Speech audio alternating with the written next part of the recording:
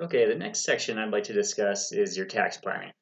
Um, Recently, as you've heard in the news, a new tax law was enacted. It was the Tax Cuts and Jobs Act for 2008.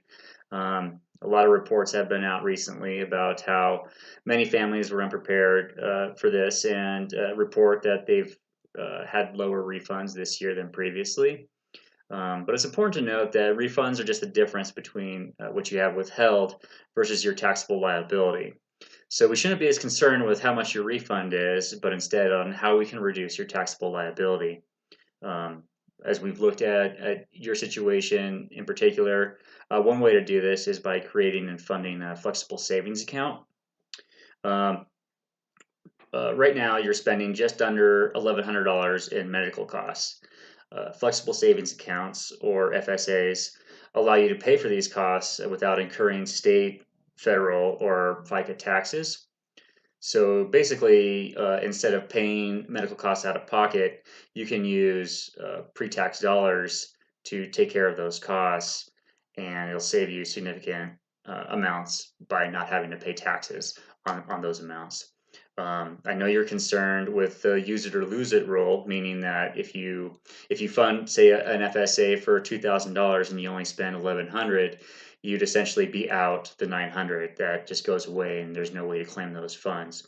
So I know that's kind of scary for some people, but with your dedicated spending habits on your medical, dental, and vision, one way to take care of that is just plan on those medical visits and maybe underfund your FSA account by 10-20%, so that you don't fall into that use it or lose it situation, and instead are able to spend the max amount. So what I'd recommend is, say you're spending $1,100, I would recommend depositing, say, 1,000.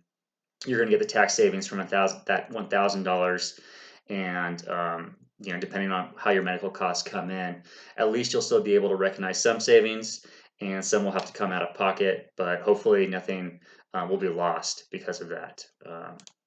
Next, I mentioned this before, but we talked about the 529 savings plan for Becky. This is a great way to recognize some tax savings, and you kind of double the effect because of the state you live in. So Missouri will allow you, if you contribute up to $16,000, whatever you contribute will be exempt from state taxation. So we had planned on you contributing just under 6,500, and so because of that, you'll be able to pay 5% less on those $6,500 to the state of Missouri, which is a fantastic benefit. Not many states offer this.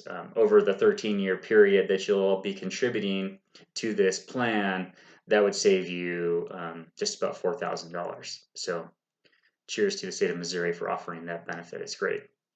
Um, let's see what else here. You're also going to be using a large amount of your investment savings for retirement, but those amounts are not using any tax savings benefits. So basically, you've got your 401k and you've got your savings account with investments in various funds. However, you're paying those investment funds, non-qualified investment funds, from post-tax dollars, and you're still going to have to pay capital gains on the back end. So, considering that those funds mostly will be used for during your retirement, one way to recognize more tax savings is to switch the allocation, and instead of Tyler, you're depositing 6% into your 401k. Instead of doing that, increase it to 10%, and whatever that difference is, just contribute less to your investment accounts. So say that amounts $5,000, that increase.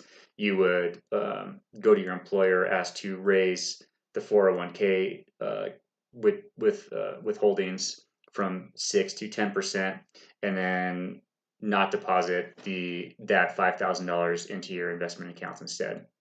So you're still contributing the same amount towards your retirement, but you're going to receive additional cash flow because you aren't having to pay the 30% taxes from those $5,000 because they're going to a qualified retirement account. So I think that's a great strategy for you guys to do. You can also see if your employer will offer benefits, you can see if your employer will offer or allow you to contribute more than 10% into your 401k, and then just continue to increase your amounts instead of depositing to your non-qualified savings accounts. Speaking of refunds, you're going to get a large refund this year due to the tax reforms, and what that means. I stated earlier is that you've had more withholdings than what your tax liability is. So now that we've realized what your tax liability should be for next year, I would contact your employer and have them reduce what they withhold to the federal government, because of this. If you were to reduce your withholdings, you'd be able to capture more amount in your biweekly or weekly paychecks, and use those funds towards whatever savings program or cash flow needs have. If you don't do that and you continue with the current withholdings, you get a large refund, but you won't be able to use those funds or get those funds back until next tax season. So you're kind of losing quite a few months of earnings, interest, capital gains that you can receive if you were to get more per pay period and allocate those funds today instead of next year. And also, one thing I wanted to talk to you about is I know you guys are heavily involved with donating to charity, which is fantastic. However, there's one strategy that you guys can use that could save you on your taxes, and that would be to donate appreciated stock rather than cash. If you were to donate appreciated stock, you wouldn't have to pay capital gains from that stock. So the charity is going to receive the same amount, which is whatever the value of the stock is. They don't have to pay taxes on it, and you also don't have to pay taxes on it, but you receive the same, whatever the value is of that stock would be considered your charitable donation. So the only difference is if you pay cash, if you were to sell the stock and donate those funds, you'd have to pay capital gains on that. If you donate the stock, you don't have to pay capital gains. So if take for example, you've donated $5,800 this past year. If you were to donate $5,800 in appreciated stock, by selling those stock to pay for that approach, you'd be assessed a 15% capital gains rate, taxable amount of about $450. So by donating the stock instead of selling it or using cash, you would be able to save about $450. Those are a couple of approaches I would recommend. And yeah, let's take a quick break and finish up here in a second.